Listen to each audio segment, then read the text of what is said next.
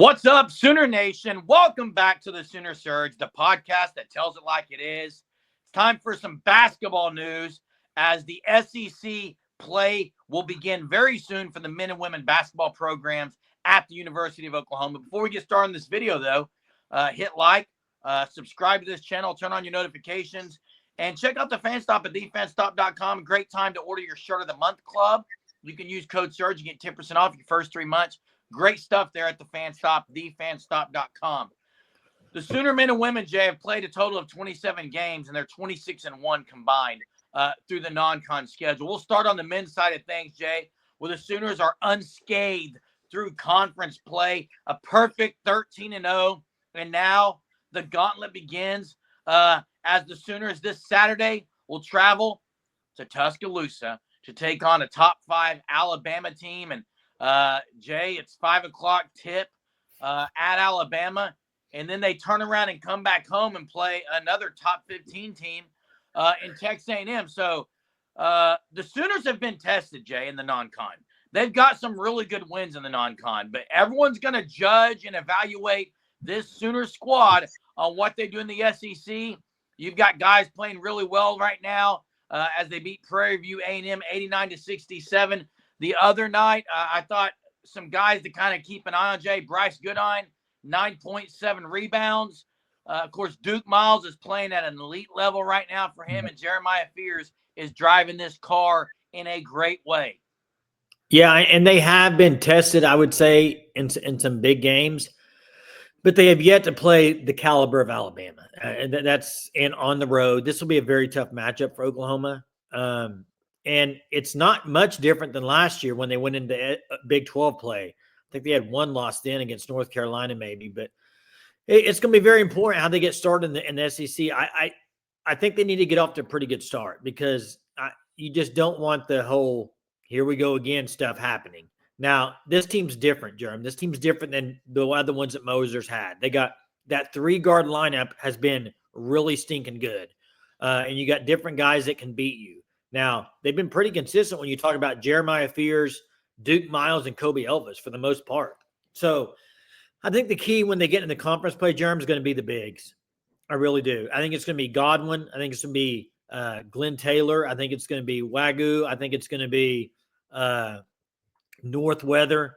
I think those guys, and I might have missed some. I'm trying to think. But those guys in particular, I think, are going to have to play at a really good level, I think, when they get into some of these real tough matchups. But I'm excited. I'm excited for this team. I'm excited to see what they do in the SEC. It's the best conference of basketball. Every night's going to be almost a ranked team almost every single night. Sooner fans need to get out to the Lloyd Noble Center and support this team big time. I do think they're going to have great crowds at the LNC. It helps with a guy like Jeremiah Fears, a guy who's probably likely. And Dayton Forsythe, he hasn't played much, but he's a local guy. Yeah, so I mean, I think that helps. But as we talk about the SEC, there's good and bad with what the Sooners have on this roster. And what I mean by that is I think only Sam Godwin and Northweather are used to that elite competition night in, night out in the Big 12. And now the SEC, you got 10 ranked SEC squads right now. A lot of the guys on this team have not played in a conference like this. That can be good, right? Because they're not used to that kind of collapse, that collapse that OU has done in the past in the Big 12. So they're not used to that. But also that night in, night out difficult competition is going to be new for these guys. But Glenn Taylor's a guy that can come in and get rebounds. They're going to need him. But like you said, Jeremiah Fears is going to be the guy who controls what's happening on this team. And anyone who thinks that OU is going to go into the SEC and not be unscathed or not have difficult nights, they are. It's going to be how they respond. Now, one thing is for certain, Jay. They have not had a road test this year. No, not a true road test. And they have not had one. I didn't even mention earlier Jalen Moore, and you didn't either. Jalen Moore this year has been unbelievable. Yeah, he's another guy that's used to that. I mean, he's been very consistent this year. If you look at last year, that was maybe you could say wasn't as consistent as you would like, but he's been very consistent in getting his points and rebounds. He's played unbelievable this year. You throw that with that 3-guard lineup, it's really good right now. The other thing is this. We talked about it last year. You can talk about it every year. when you get in a big time conference like the SEC, you got to hold on to home court advantage. You got to win your home games because road wins are hard to come by. I don't care who you play in the SEC. A road win is hard to come by. You got to take care of business at home. So I'm excited, though. This is probably the most excited I've been. And part of the reason is this. Every game I've watched this year, even games they haven't played good, they're still winning by a good margin. Like, they don't have to play – like I felt like before in some seasons they've had to play really good to get the win. I think they can play some games not as good and they still find a way to win and win handily. So they got talent. They got chemistry. I think is pretty good, Jerm. I'm excited for this season in the SEC. The way you win road games in tough environments, you defend, you rebound, you take care of the basketball.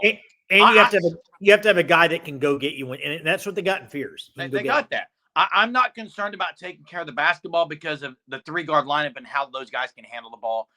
I'm not even concerned defensively. OU's been pretty solid defensively. They can guard you. They can stop the penetration. I am concerned about rebounding, and I think that's going to kind of be the determining factor. You got to be tough. You got to get the boards. Let's transition to the women's side of things, Jay. Women's 13-1. They have a home battle. Students are not in session yet. They're going to be home versus Texas this Thursday night on ESPN2. Get out to the LNC because it's a great product that Jenny Bronchek has put on the floor this year. And you got Reagan Beers. You got a lot of talent on this women's team. And you got a top 10 matchup. I believe. Yeah, Texas ranked number 5. Texas ranked number 5. Top 10 matchup Thursday night. Yeah, you got 9 versus 5 on Thursday at 8 p.m. and 8 p.m. Tip, which is it gives you time to get off work and get down there day after New Year's.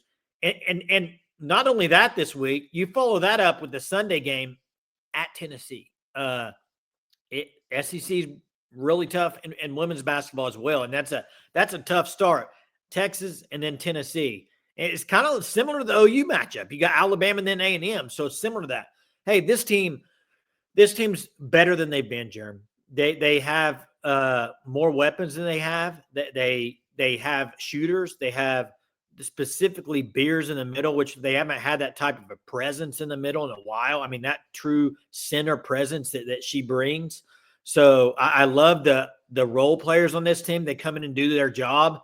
You got shooters, you got ball handlers. This team's kind of got it all. I think the question is how far can they go? And it's going to be interesting to see when you get an SEC and you get South Carolina, you get LSU, these teams. I want to see them against those teams. And what it's going to do, though, it's going to give you a barometer of where the OU women's basketball team is this year, way earlier than I think it could have done last year when you're in the Big 12. I think you get really top notch. For sure. We're going to find out early on in this conference season if this is a Sweet 16 team or better, or if they're going to struggle there against that kind of competition. Nevaeh Tot was great the other night on the assist game. Peyton Verhulst has been really Peyton Verhulst has been unbelievable. Triple-double threat. I mean, you got one triple-double threat in her, and then you got a double-double threat every night in Reagan Beers, and then you got Lexi Keys coming off the bench shooting threes. And the Van sisters. I mean, the Van sisters, really, and then you got really good coaching on the sideline with Bronchek. So, great time. Guys, basketball season, if you haven't been watching, you've been missing out because the men and women have been playing great, and now it's time. Football season is done. It's over. Get on the hardwood. Watch these teams in action at the LNC. Huge test in the first 2 games of conference season coming up. Men against at Alabama, and then at home at the LNC against A&M, and the women at home against Texas, and then on the road against Tennessee. So, thanks for watching our content here. We'll make sure we have all kinds of basketball content as this season progresses. There's nowhere else you need to find it. Just make sure you're subscribed to the Sooner Surge. We'll have you covered. Hit the like before you leave this video. Turn on those notifications. We'll get you next time.